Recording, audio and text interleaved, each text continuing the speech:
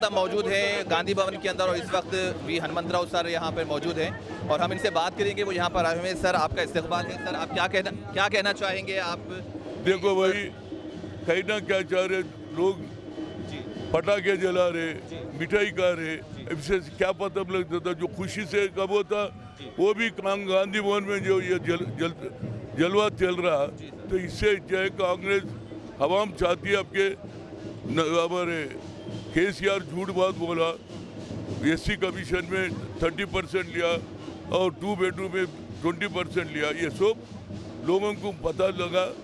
अब के कांग्रेस सोनिया गांधी दिए 6 डिक्लेरेशन करे, उसी वजह से लोग हमारे ऊपर विश्वास करके वोट डाले। हम वो 6 डिक्लेरेशन हम अमल करेंगे। गरीबों के वास्ते जो वादा करे, अनएम्प्लॉयड को जो वादा करे, महिलाओं को जो वादा करे, बस फ्री महिलाओं को दिए सब, और पेट्रोल का अपना गैस का 500 रुपये करे, वो बिलीव करे। वही केसीआर 400 बोले तो बिलीव नहीं करे। क्यों बोले तो पब्लिक समझ गई है।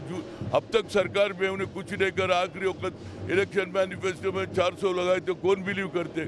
कांग्रेस करने वाली। इससे पहले भी हम किसानों के वास्ते 70,000 करोड़ रिलीज करे, एक किसान को 2 लाख कर्जा भी माफ करे। ये सब विश्वास से हमको वोट डाले। हम 6 डिक्लेरेशन अमल करेंगे।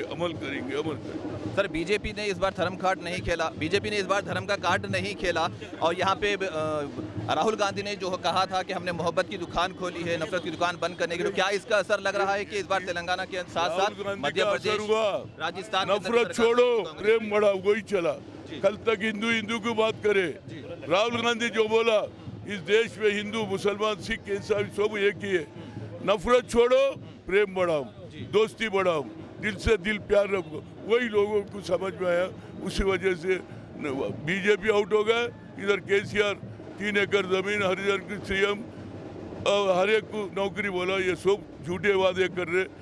सोनिया गांधी तेलंगाना दे तुम बोली दी, उसी उन्हें 6 डिक्लेरेशन को लोग समझ आए। उसी वास्ते हमारे को अवाम हमारे तरफ वोट डाले बोल के बोल सकते। जाहिर सी बात है कि अक़लियतों का एक तबका जो वोट दिया है कांग्रेस को, तो इस बार ये तमाम बातें हो रही थी कि बीआरएस ने 12% रिजर्वेशन की बातें की थी, लेकिन वो तमाम भी एक जुमले हुए थे। बीजेपी की सरकार में जिस तरह हुए थे, बीआरएस सरकार में भी उसी तरह के जुमले हुए हैं। तो क्या कांग्रेस सरकार अक़लियतों के लिए, मुसलमानों के लिए जो रिजर्वेशन देने वाली है, वो कितने % देगी? हमें नहीं बात करते। हम जो इलेक्शन में जो मैनिफेस्टो करे वो अमल करेंगे।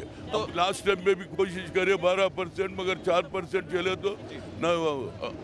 हमारे होम मिनिस्टर बोला, क्या बोला, 250 मुसलमानों का रिजर्वेशन भी हटा दो बोले तो लोग समझ गए बीजेपी को नहीं डालना। और ये केसीआर कही कि जब भी मुसलमानों की बात करता कुछ नहीं करता, सिर्फ एमआईएम वालों से मिलके रहता, हमारा कोई फ़ायदा नहीं करा।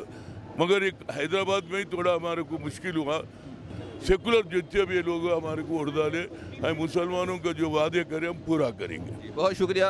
ये थे वी हनुमंतराव सर जो इस वक्त गांधी भवन में मौजूद हैं और यहाँ पे हमने उनसे बातचीत की। तो उनका ये कहना है कि अगर सरकार बन जाती है तो भी जो तमाम मैनिफेस्टो के अंदर वादे किए हैं उन वादों पर अमल किया जाएगा। लेकिन रही बात मुस्लिम रिजर्वेशन की, तो वो सरकार बनने के बाद में इस बात पर गौर किया जाएगा कि कितने % रिजर्वेशन सरकार पहले दे रही थी और कितने % पे इस पर आगे देना चाहेगी। कैमरा पर्सन सलमान के साथ मैं सैयद अनवारुल्लाह गौरी, मुंसिफ टीवी हैदराबाद, गांधी भवन से।